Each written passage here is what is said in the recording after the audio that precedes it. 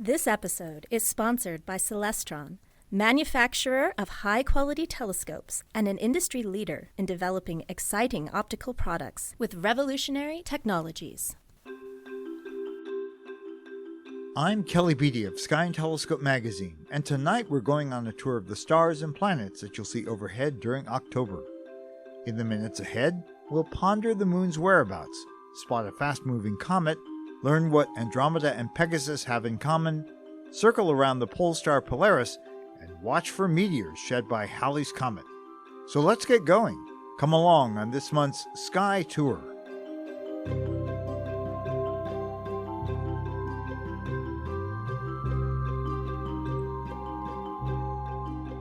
The moon's phases are in sync with the calendar this month, and so keeping track of them will be a snap.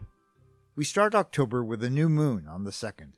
A few days later, you'll see a thin crescent low in the southwestern evening sky, and it'll grow a little fatter, or wax, and climb higher each night until reaching first quarter phase on the 10th.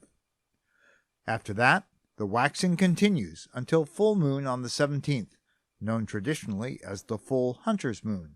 I suppose this was the time of year to go hunting and stock up in preparation for the cold winter ahead.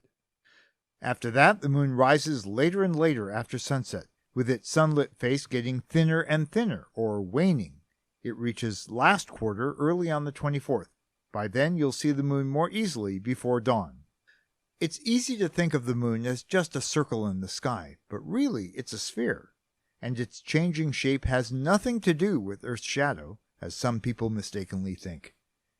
If you've ever wondered why the moon shows different phases as it orbits around Earth, here's something you can try with a golf ball or a ping pong ball. Go outside just before sunset in early October and find the crescent moon over in the southwest. Hold the ball up at arm's length so it's pointed in the moon's direction and in sunlight. Now look at the ball. You'll see that a slice of it on the right side is illuminated by the sun in a crescent shape, while most of it is in shadow. And that's exactly how the moon looks. Now do this a couple of nights later, again just before sunset, and you'll notice that the moon has moved around in its orbit and appears farther east. Point your ball toward the moon, and its surface will look more fully sunlit than it did before. It's waxing, just like the moon is. Finally, on October 17th, when the moon is full, hold your ball up in late afternoon sunlight one more time, toward east where the moon is about to rise, and it will look full. Here's the point. The ball and the moon both show these different shapes because they're spheres being illuminated by the sun from different angles. So congrats, you've just mastered the mystery of why the moon goes through its phases every month. Now, if you like a bit of a stargazing challenge, you're in luck. Right now there's a comet cruising through the inner solar system, and it's named Tsuchinshan, Atlas. Wow, what a mouthful.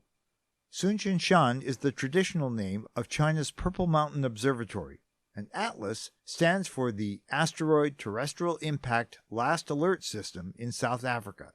These two facilities share credit for the comet's discovery in early 2023. Honestly, it's just easier to remember this comet's designation, C2023A3, or just A3 for short. But I'm not telling you this to improve your pronunciation skills. Instead, this month will be your best chance to spot this interloper, and with luck it'll become bright enough to see by eye. So here's the plan. First, you'll need a viewing location with a completely clear view toward west. No trees, no buildings, no clouds along the horizon in that direction.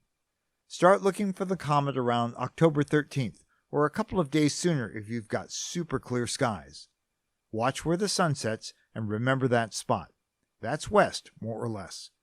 About 45 minutes after sunset, look off to the left 3 times the width of your clenched fist at arm's length for brilliant Venus. The closer you are to the equator, the easier it is to spot Venus. I live in the Boston area, and right now I'm envious of anyone living in, say, Miami. Now, look 3 fists above the sunset point for the unmistakably bright star Arcturus. Okay, once you've spotted these 2 beacons, you're almost there. On October 13th, the comet will be almost exactly halfway between them. It'll appear as a small fuzzy spot, and with luck you'll see a hint of a tail pointing upward. Use binoculars if you have them. Each evening following the 13th, the comet will be positioned a little more to the upper left. Being higher up might make it easier to spot as the twilight darkens, but by then the comet will also be fading. Just how bright A3 will get is a matter of debate among comet specialists. Some speculate that dust in the tail will scatter a lot of sunlight in our direction. It's like how dust on a dirty car windshield becomes annoyingly bright when you're trying to drive with the sun in front of you. If that happens, then the comet will appear much brighter than predicted. So, let's all try to spot this fleeting visitor while we can.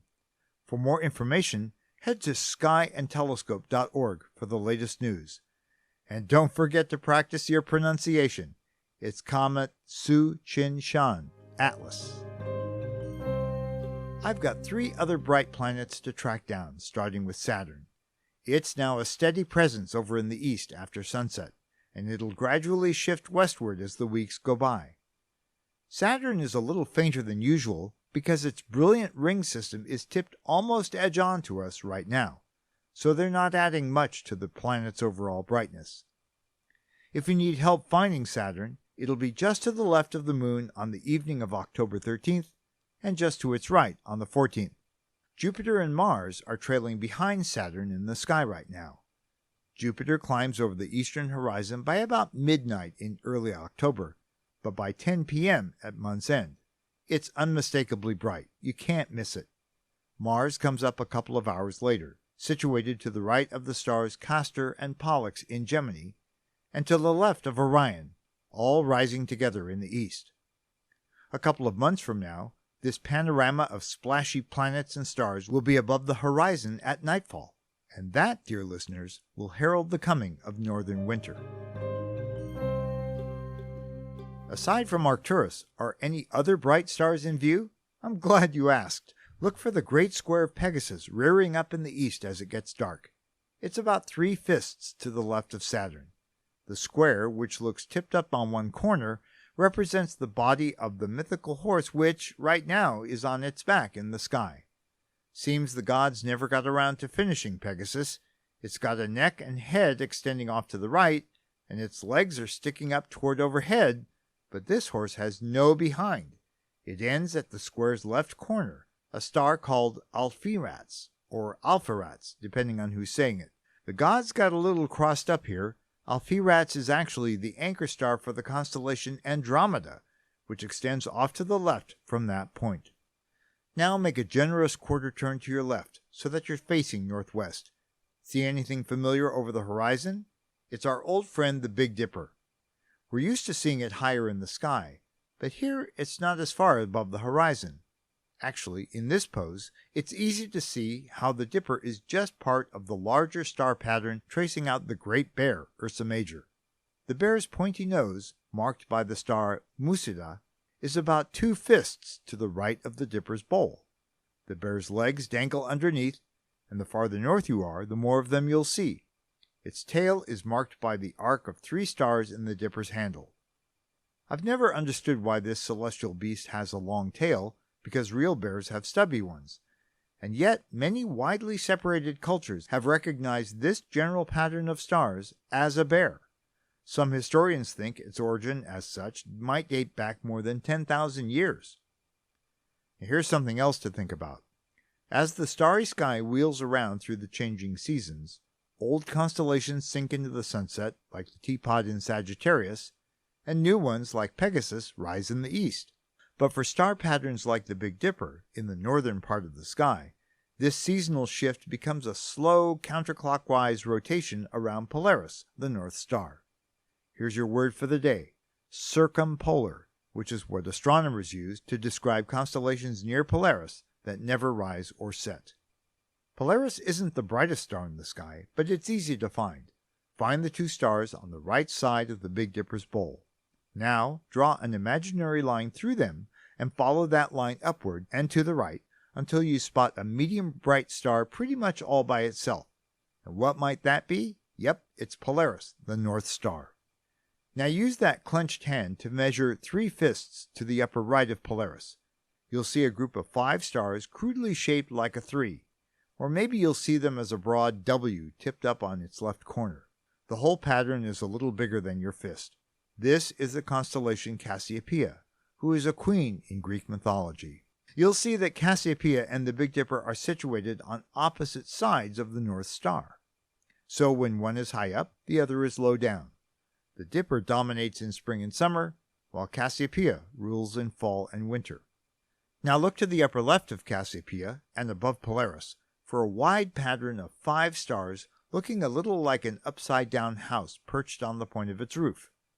This is the constellation Cepheus, who is the husband of Cassiopeia and the mythical king of Ethiopia. About the same distance to the lower right are the stars of Andromeda, their daughter. Here's one more thing to watch for this month. 2 modest meteor showers come and go during October. The Orionid shower peaks late on the night of October 20th.